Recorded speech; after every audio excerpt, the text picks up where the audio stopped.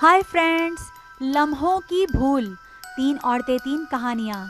मैं रफ़ी की ठेकरे की मंग थी। बुजुर्गों के बीच हमारे बचपन से तय था कि हम दोनों बड़े होंगे तो एक दूसरे के शरीके ज़िंदगी बनेंगे।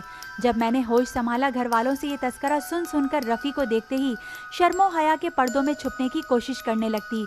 हमारा और चचा का एक ही घर और आंगन था, मगर जब दोनों घरानों में बच्चों की तादाद बढ़ी तो इनमें धींगा मिश्ती रहने लगी। तभी वालिद और चचा ने आफियत जानी कि बीच में दीवार उठाकर एक के दो घर बना लिए जाएं। यूं मेरे और रफ़ी के दरमियान पहले पहल जो दीवार हाइल की गई वो ईंटों की ही बनी हुई थी। दूरी अगरचा जरा सी थी, मगर मैंने तो अपने चचाजाद को बचपन से ख्वाबों में बसा लिया था। ये दीवार अब हमको कोहे हिमालय जैसी लगती। मैं बहाने बहाने से चचा के घर जाती, वो सबके सामने कह देती, लो भाई आ गई है मेरी बहू। बहू कहती हो माँ अभी से। रफ़ी मुझे छेड़ने को कुन अखियों से देखकर बोल पड़ता, जब अलीना आती है ऐसा ही कहती हो, काम जो कराना होता है आपको इस बेचारी से।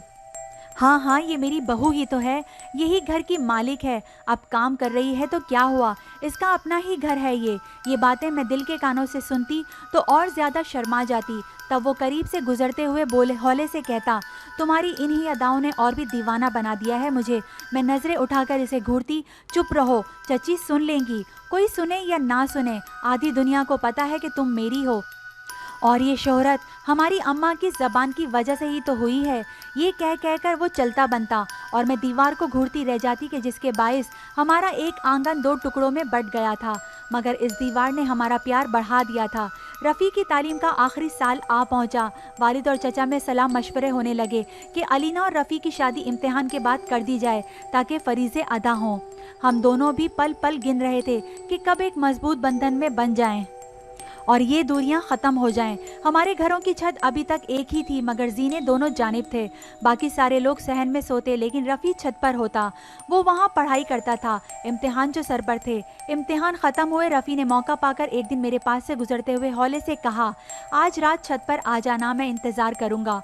जब सब सो गए तो मैंने पाँव से चप्पल उतारे और नंगे पाँव सहज सहज कदम रखती जीने की तरफ गई। आसमान पर पूरा चांद चमक रहा था और दूधिया चांदनी हरसू फैली हुई थी। दबे कदमों ऊपर पहुंची, इसे मुंतज़िर पाया। वो रात बातों में भीग गई कि दीवार उठाए जाने के दिन से आज पहली बार इस तरह हम मिले थे कि हम ही नहीं और कोई दूसरा हमारे दरमियान मौजूद ना था, बस हम ही हम थे। वक्त गुजरने का एहसास भी ना हुआ, यहाँ तक कि सुबह के आसार नमूदार हो गए। तभी अजान होने से पहले मैं नीचे उतर गई, एक और मुलाकात का वादा करके। इन मुलाकातों में कभी ऐसा ना हुआ कि हमने कुछ गलत सोचा हो। रफ़ी के दिल में मेरी इज्जत को घटाने का इरादा ना था, क्योंकि मैं ही तो इसकी इज्जत और इसकी अमानत थी। वो अपनी अमानत में खयानत का सोच भी ना सकता था। हमारी शादी को अब थोड़े से दिन ही तो रह गए थे।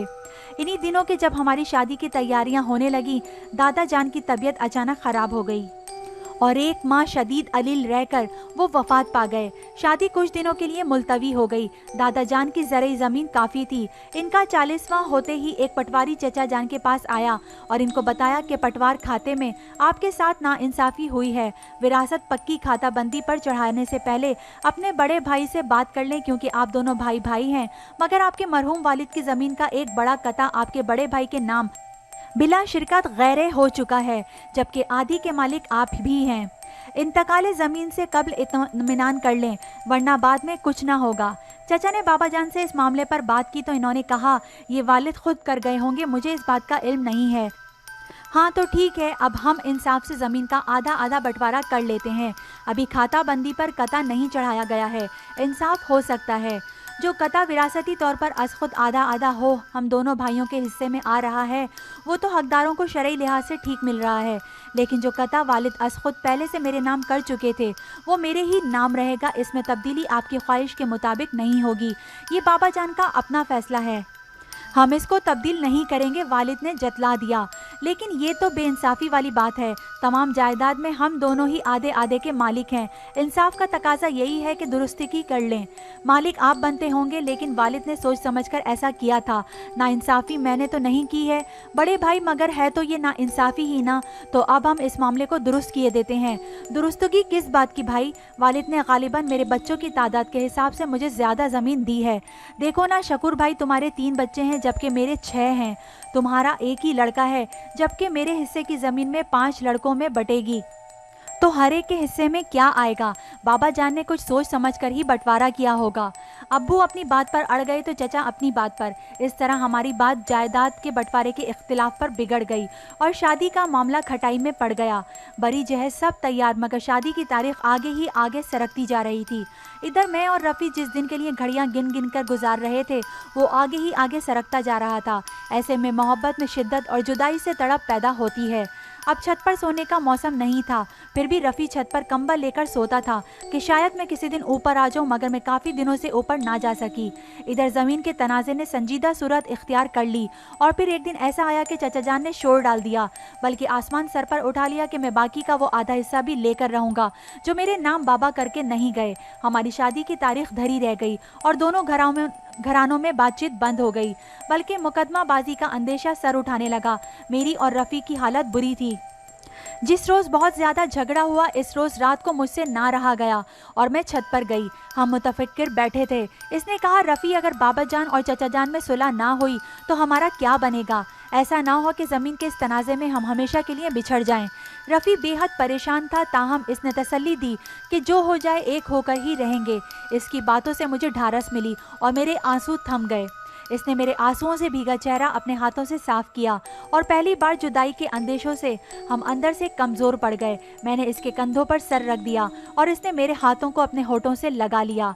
आज की इस अजीब कैफियत ने हमें अंदर से हिला डाला था। शायद कि इस कर्ब का दाग हमारे माथे पर लगना ही था। चांदनी रात के सहर हमने खुद को इन कमज़ोर लम्हात के सुपुर्द कर दिया। कुछ लोग उम्र भर गुनाह करते रहते हैं और हाथ नहीं आते, और कुछ हमसे बदनसीब एक बार की लर्जिश में धर लिए जाते हैं। बात की परेशानी ने हम दोनों की नींद उड़ा दी। इधर वालिदैन का तनाज़ा शिद्दत इख्तियार करता गया, यहाँ तक कि एक दूसरे की सूरतें देखने के भी रवादार ना रहे। इन्होंने आपस में बातचीत बंद कर दी। जिस कदर मैं इन दिनों परेशान थी, कभी ना हुई थी।